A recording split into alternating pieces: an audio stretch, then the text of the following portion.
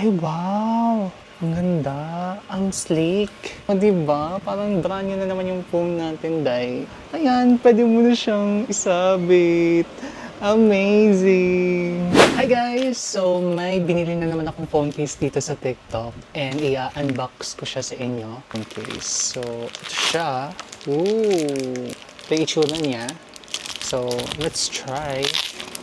Alam ko may kasama tong parang yung handle dito. Baka nandito sa... Ay, ito nga. Ito guys, meron na akong handle sa phone. Kasi 'di ba parang maganda yung meron kang sabit-sabit na phone dito. Ay, wow! Ang ganda. Ang sleek. Well, I got it in black. Tanggalin na natin yung current phone case ko. And then, let's apply the new one.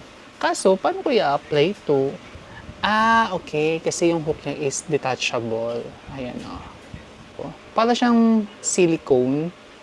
Tapos, feeling ko hindi ito mabilis mapunit. Feeling ko lang. Malalaman natin. So, natanggal ko na siya. And then, ilalagay ko siya dito. Insert natin yung hook dito. And, ilalagay natin ito. This is very challenging, ha? Ayan. Tapos, syempre, dapat flat para hindi, umuumbok phone ko dito. Ay, wow! Ang ganda!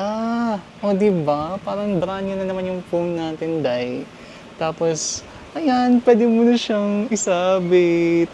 Amazing! At least, di ba, mas safe ka na magpo-phone pag nasa labas ka or pag nasa commute ka. Ayan yung itsura niya sa phone, no? Ang ganda.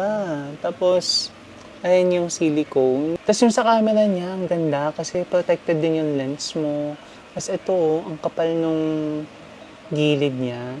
Ayun lang guys, magpabudol na rin kayo. Nandito lang yan sa aking yellow basket.